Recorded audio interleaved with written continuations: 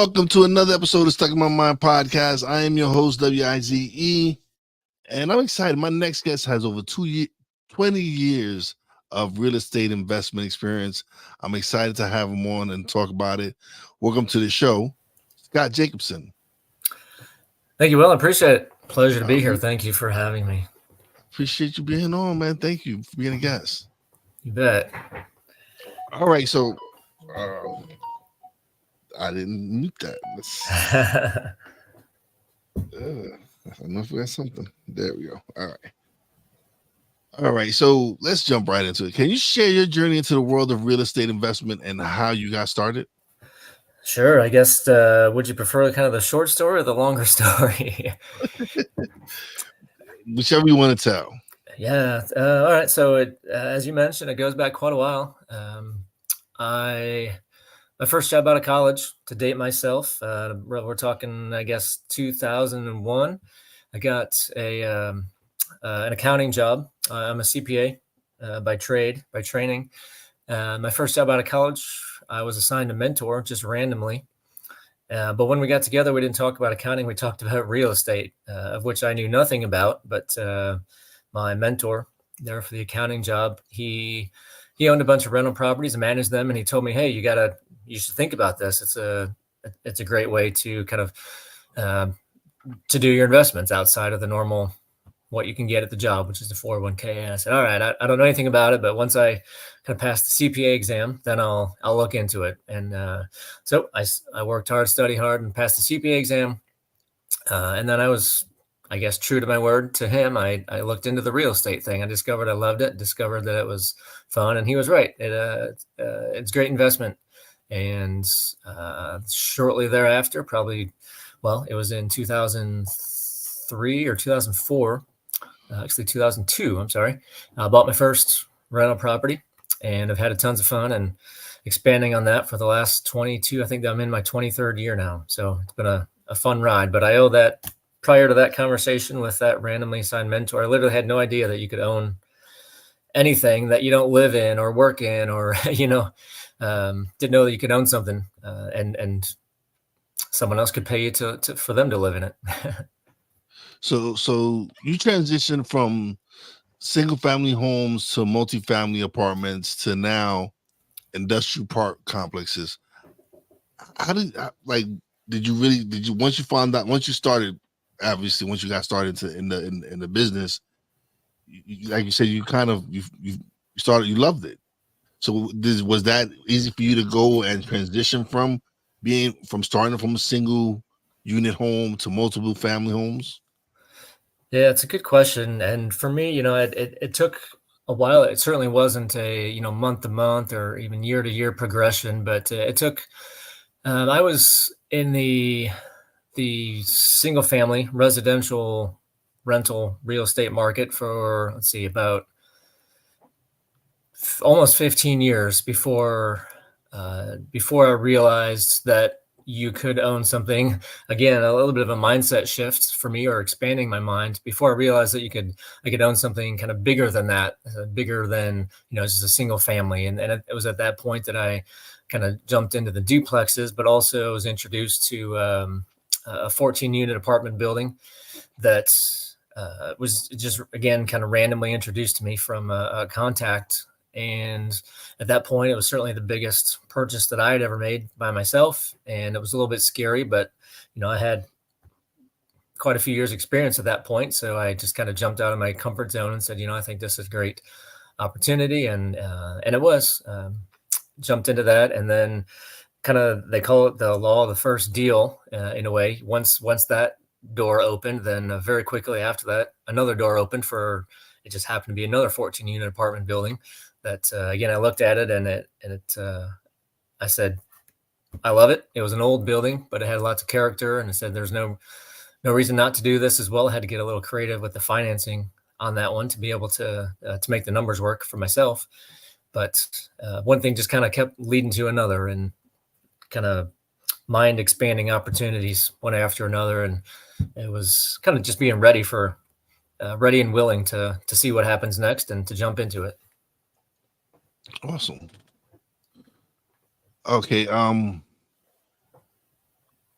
as a general partner and limited partner in numerous apartment units, what are some key strategies you've employed to for successful syndication deals? Yeah, so that's kind of jumps into the next round of what I've been working on. You mentioned the syndication world, and for those that don't know what that is, it's essentially, everything that I had mentioned before was something that I'd done on my own. It was my own time and money and stress, and I managed a lot of it myself, or I hired a manager, a property manager, to take care of the larger apartment buildings. But the syndication world is something quite a bit different, to where you mentioned a general partner and limited partner. There's all kinds of kind of a couple different teams that come together to be able to afford essentially buying much bigger apartment buildings or industrial buildings, like you mentioned, or office buildings, that kind of thing. And it took me a long time to even realize how that was possible as well, to be honest. Like, essentially it's just not random people, normal people coming together and partnering, teaming up with other normal people to do something that together no one could do, like take down a 100-unit apartment building, to buy that and then to rent it out. Most of us can't do that on our own. So the general partnership team that you mentioned, that's kind of a group that does all the work. It finds the property, it raises the capital to be able to do that, or to bring in the down payment, and then work with the bank to get a loan, and then manages the property manager, basically does all the work. And then it's the limited partners that you mentioned that are generally individual investors that are looking to kind of diversify their investment portfolio away from the standard, like I mentioned earlier, standard 401k or IRA, essentially the stock market, in an alternative investment like real estate. And it's the limited partners that come together to help provide the capital up front to make it all possible. So it's both of those teams working together to make it all possible. And I've really enjoyed that part. I started out on the limited partner side when I first realized that that's how larger apartment buildings or commercial buildings are able to be purchased. And then it's the last couple of years, 2.5 years, that I've been focusing more on the general partnership side, kind of being part of the team that does all the work, and then attracts or brings along some friends and coworkers, family members as limited partners to make it all possible. And now that you mentioned, I remember a couple of years ago, me and the wife were looking at something like that, where we would invest in apartment unit buildings, and it was like if we was investing in stocks and stuff, but we would select certain properties that we would like to invest in, and that's where our money went to. Yeah, it's most people don't realize, because I think it's not common knowledge. And I think that's by design. Like, the quote unquote, the system is not designed for that to be common knowledge, because there's a lot of money on Wall Street, right? And but in my mind, for my money, for my time, real estate is I trust it a lot more than I trust the stock market, that can go up or down or sideways randomly any given day because of the wrong person in Europe says the wrong thing on a Tuesday, and by Wednesday your Nike stock is down 10%. You don't know why. Yeah. Real estate's a lot more less volatile, a lot more.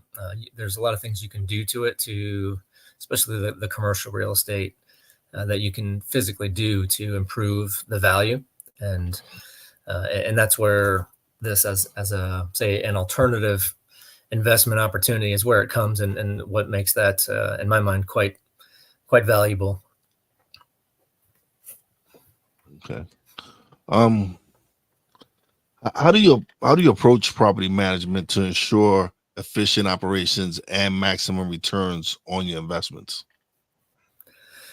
Yeah, so that's a good question. The property manager, essentially, that's who, like, on just say a 100-unit apartment building, we're not going to, saying we as the general partnership team, we're not going to be the one that's there on the ground every day and doing the day-to-day work of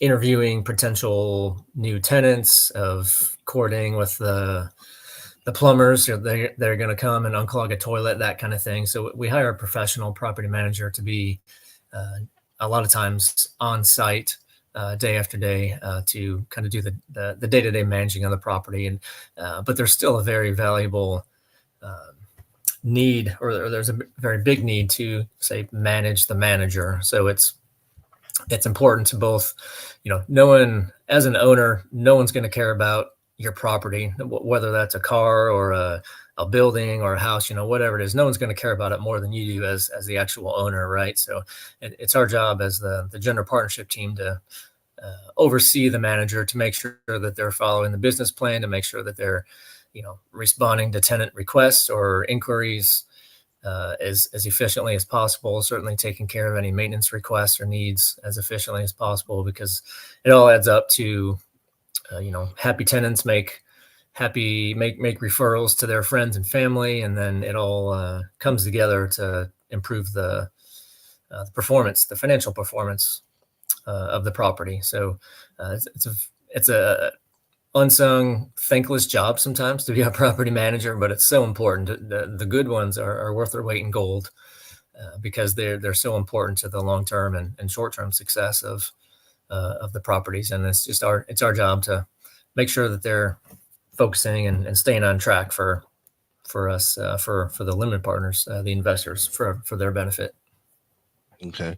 In your experience, what are some of the common challenges faced by real estate investors, and how do you overcome them?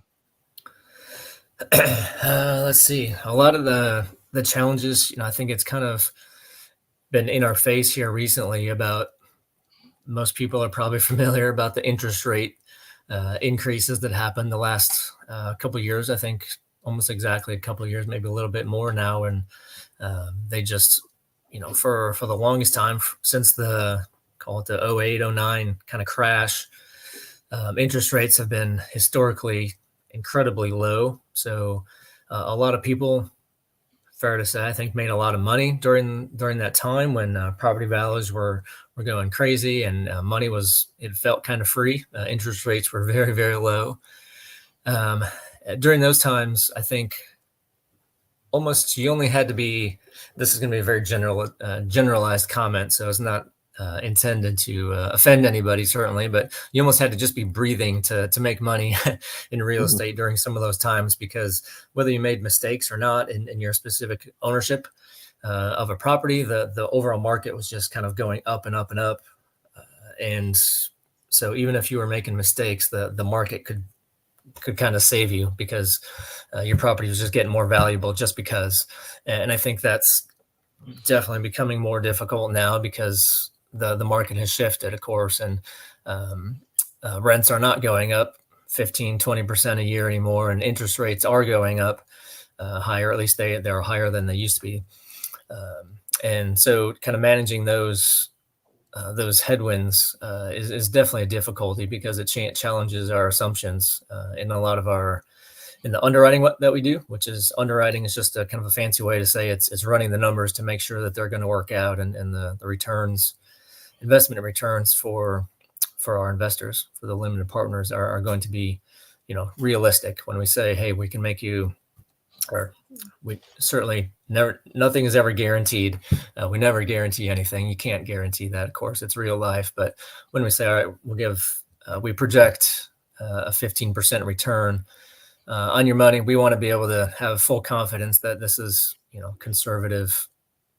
a conservative estimate, because it's much more fun to estimate on the low side and, perform on the high side rather than the opposite. So that is definitely a headwind and a challenge, is just kind of figuring out where those numbers are, how to make realistic, conservative estimates, so that there's no, to the best of our ability, there's no downside surprises that can really ruin all of our days, because we're all in it together. So we all win together, and if we lose, we all potentially lose a little bit together as well. But obviously, the goal is to win more than we lose. What advice would you give to aspiring real estate investors looking to enter the market? That's a good question. I'd say it's a powerful question, because the fear of the unknown the fear of action sometimes, I think, can be crippling, and it can be, fear causes a lot of things in us, and a lot of times it makes us kind of freeze up and not do anything. And I think the opposite of that is exactly what we need to do and focus on, because doing something is generally better than doing nothing. If you nothing that we ever do, most people don't. No one's an expert the first time they do something, right? But no one gets to be an expert without first being a novice and working their way up to it. So to specifically answer the question, what would I suggest? I would suggest taking action, just taking repeated small step after small step, moving in the direction that you think you'd like to go, and learning as much as possible along the way, but not letting a lack of full knowledge keep you from taking that action, because we're never going to know it all. We generally, most of us in any part of our life, I think, we make the best decisions we can in any situation with the information that we have. And sometimes that's not perfect information or complete information, but we do the best we can. If we waited to know 100% of everything before we do anything, we'd probably, none of us would ever actually do anything or accomplish anything. So I would say taking action is those two words probably could have been the very short answer to your question. Take action, do something, but do it in a controlled way, right? So you don't just want to be random, haphazard, with no plan in mind. But you can always adjust your course along the way. But the main thing is you gotta set off on the course first, and then make adjustments along the way. So can you discuss the mission and impact of Onward Equity in the real estate industry? Sure. Onward Equity is the company that I founded to help kind of bring together the general partners and the limited partners that we were talking about earlier. So at Onward Equity, we buy apartment buildings essentially across the country, literally at this point from kind of coast to coast, California to New York, Georgia to Ohio, and Texas, a couple of places in between. And the goal is to, like I said, I've been doing the real estate investment thing for over 20 years now, 22, 23 years. And I know I can speak from experience how good it's been to me and to my family. It's given us opportunities that 24 years ago I never would have even dreamed about, because I had no idea, before my mentor, person I consider my mentor now in real estate, before he even opened up my eyes and told me it was possible, I didn't know it was possible. So that's kind of my mission and goal now, is to try to educate, try to get the word out to as many people as possible now, to let them know that something like this is possible. You can invest in real estate. You can invest in a beautiful apartment building or an old apartment building that needs to be made new, and then it'll look beautiful, that kind of thing. So I can speak from experience. I know that it's been great for me and my family. So just trying to make as many people as possible aware of that as an option. And of course, it's gonna resonate with some people and not resonate with others. But in full honesty, 100% believe that a lot of people could and should benefit from something like this, as a way to diversify if they're looking to make investments. And your business and doing all that is wonderful, but there's also another side of you. There's a philanthropic side of yourself. You started the Sun Foundation. Can you tell us about that? Yeah, it's something that's very near and dear to my heart.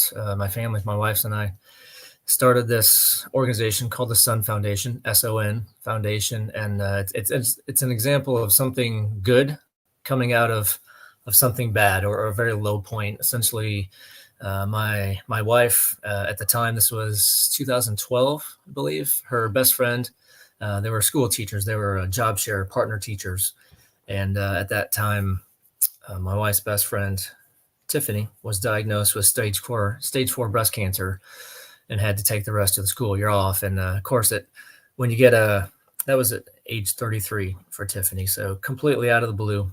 When something like that happens, it completely upends your life, and a lot of things change. And Tiffany had to take time, of course, to go through a lot of medical treatment and figure out how to get better. And my wife, Denise, was spending a lot of time running her to and from appointments that summer and trying to figure out what she was going to do next. And she was able to, both of them were able to take a what's the word, a sabbatical from the school, from teaching, and trying to figure out what to do next. For her, it basically kind of fell in our lap. We've discovered a need.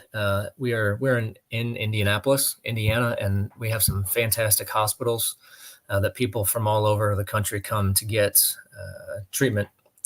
Certainly for cancer treatment is one of those. So we discovered a need that there was no place for cancer patients who come in from out of town, from out of state, for them to stay while in town for those treatments. That wasn't, an expensive hotel that's, could be $100 or $200 a night. And then you got to pay, if you're downtown, you got to pay $30 a night for parking. And then you have to go out for dinner, lunch, breakfast, all your meals. So it's very expensive. So in the end, we founded the Sun Foundation. We basically bought a house, a large house. It's a 6-bedroom, 4-bath house, downtown Indianapolis. And then we let cancer patients stay in the house. We work closely with the hospitals and the social workers to figure out who's in need, who needs essentially a free place to stay while they're in town for treatment. So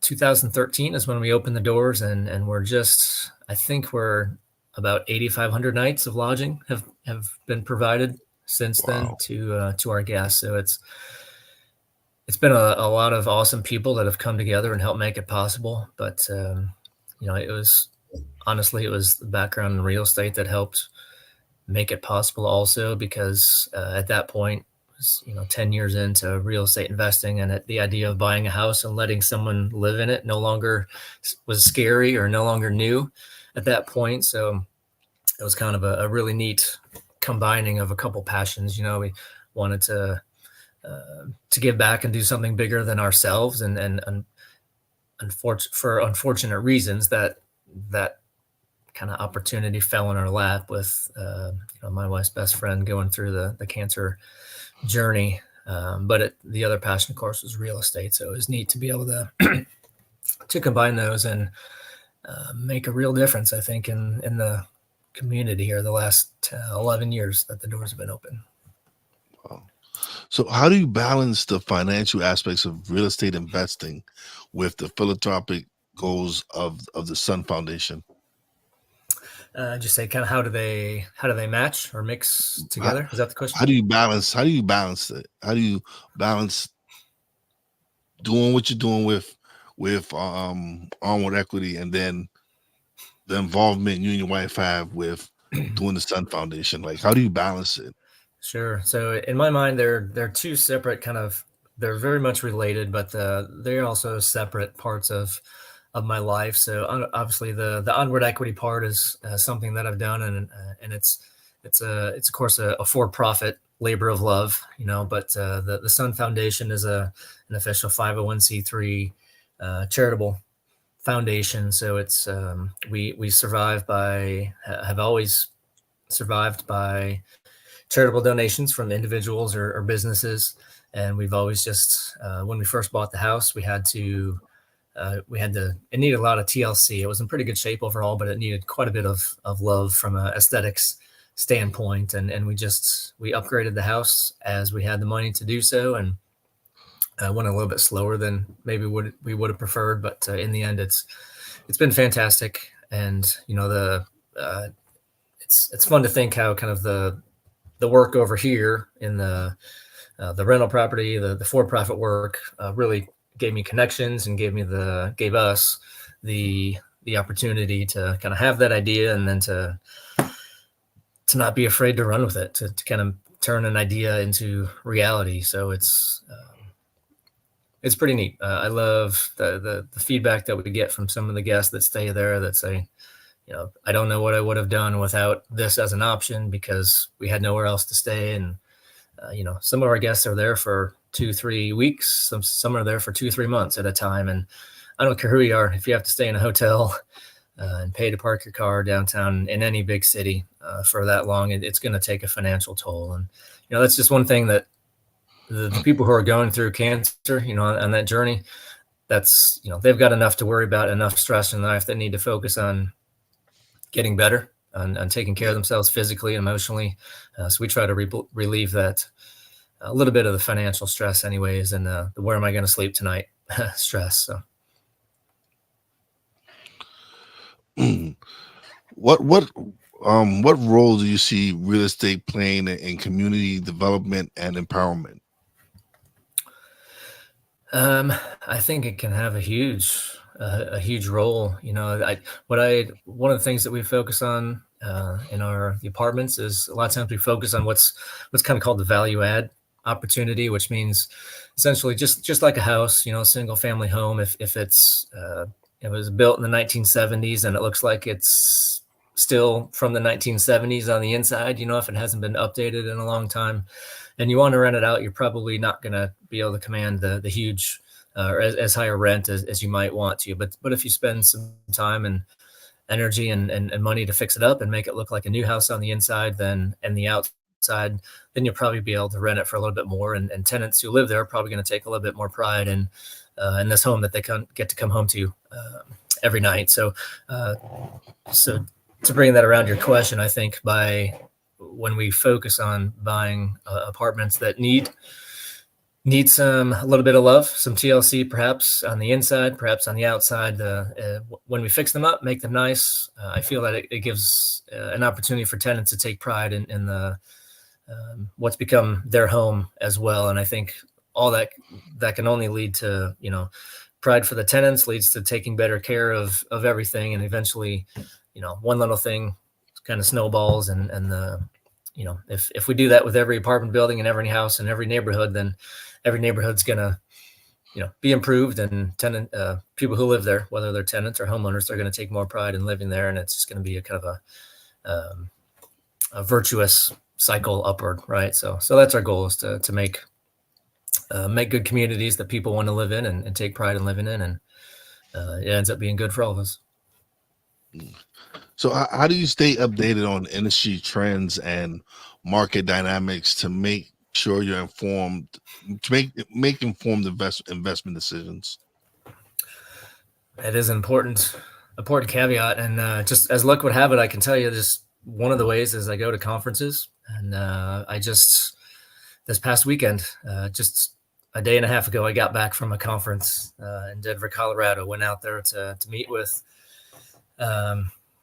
ended up being several partners that I'm currently working with, and hopefully some new partners that I'm working with. But we took the weekend and we learned a lot about what's kind of going on in the market these days, both from a lending standpoint and from a just buyer-seller relationship standpoint. And, taking the time to invest in learning opportunities and networking opportunities like that, and to learn what other people are doing in different parts of the country. I think that makes us all better at what we do, and the goals that we're trying to reach are, to work for our investors. And I think we all win when we can do that. But the going to conferences is a big thing, and learning from others. Certainly staying up on. How many states are y'all in right now? With the apartments we have currently, can I count them out loud? Maybe that would help me. I don't know off the top. So I mentioned New York, Ohio, Indiana, Georgia, Texas, California. I lost count. Was that 7, 7, 8, something like that? It's quite a few. Yeah. The goal for me, or the key for me, is somebody knowing somebody or having somebody like local to the project. I don't necessarily myself need to be local to the project, but I really want someone to be local that's on our management team that can kind of vouch for the property, vouch for the area, and really know the area, because one town or one state doesn't necessarily scare me or excite me any more than another one. But you have to really, everything's very specific to, is this property in a good area to where people would want to live in it? Would I want to live there? Would I want to, have my family there? That's the most important part to me, rather than, I only invest in one state, or I never invest in that state. I think there's good and bad everywhere, but it's they say location, right, for real estate, and I do think it's true. Yeah, definitely. I agree with that. So what are some future goals and aspirations you have for Onward Equity and for the Sun Foundation? For Onward Equity first, my goal is that we can keep doing what we can do in terms of looking at finding new opportunities for apartments to invest in, whether they're in my home state or someone else's home state. And the main way that we do that is through the limited partner investors. Those are individuals generally who are just looking to diversify their investment portfolio that would like to. Would you go international? International? Like maybe like the Caribbean or something? I've wondered about that. I definitely hear on some other podcasts people talking about buy a second home or a vacation property in like I said, Caribbean or Central America, and I love the idea of it. I don't know enough about it, to international laws to know does it make sense. But from a point of excitement, it would be exciting to be able to say, "Oh, I own property," and pick another country. Although I'm not necessarily one that I don't really have anyone I need to impress with saying where I own or what I own. It wouldn't be that, but it would be kind of interesting, right, to be able to have a vacation home or a vacation apartment for others to live in a nice tropical paradise somewhere. But it's all made possible from the limited partners, from our friends and family and connections that are looking to kind of take part in that type of investment and make that part of their journey as well. So that's my goal, is to reach as many people as possible in that realm to let them know that it is possible and see if it resonates with them from an Onward Equity standpoint. And then from the Sun Foundation, our goal from the beginning was to start small, but to dream big. So we're still in that. We've come a long way from when we started, 11 years ago, opened the doors. I think we're knocking on the door of 9,000 nights of lodging provided to our guests. So that's incredible. It sounds amazing to think about, knowing all the challenges along the way. But as a board of directors, it's still just the one house, or? Yes, and that's exactly where I was going to transition now. I was going to say, as a board of directors, we've been talking recently about the idea of expanding to another house or another apartment, whatever it may be. One of the things we're considering, or things we're talking about, is, all right, is that something else downtown Indianapolis where our current one is, or is it in maybe a smaller town nearby? Is it out of state? Where my guess is it would be it would still be fairly local to where we are. It's certainly easier to manage, but we don't have many problems, unfortunately, with this house staying pretty full. Unfortunately, there's a need for this. So we hate it when we get a request for someone to stay at the house, but we have to say, I'm sorry, we don't have any space available at the moment. So we are definitely considering trying to figure out if it's financially possible, if it's, can we manage that? It's a whole nother, property to manage and logistics to manage. So we don't want to jump into anything that we can't do well, of course. So it takes a little bit of, or a lot of planning, but it is still on the medium to long-term agenda to expand. Okay. All right. So how do you measure success in both your real estate ventures and your philanthropic efforts? From success to me, like I said, I don't have anyone that I need to try to impress. and I don't mean, it doesn't have to be monetary. It can be the impact that you're making. Yeah. I understand. Yeah, I said so that's never been a motivator for me. To be able to tell somebody, "Hey, I own this or I own that," or "Look at me." I'd rather people not look at me.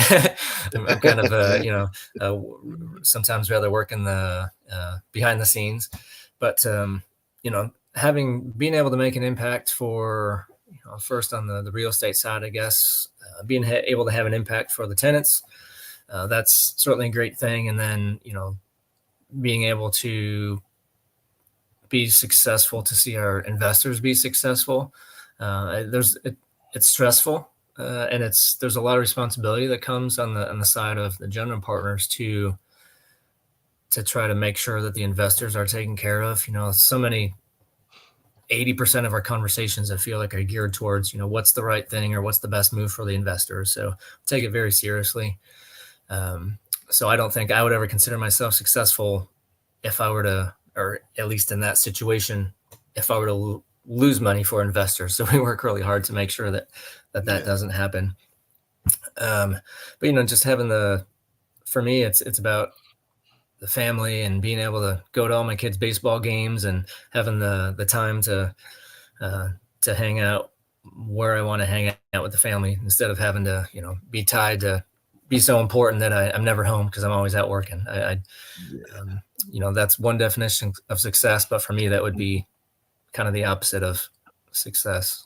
That's kind of that's what you want, though. That's something people strive for, is to be home with their family, to be able to spend time. So that's being successful, because now you get that quality time with your family, and so I accept that as being successful.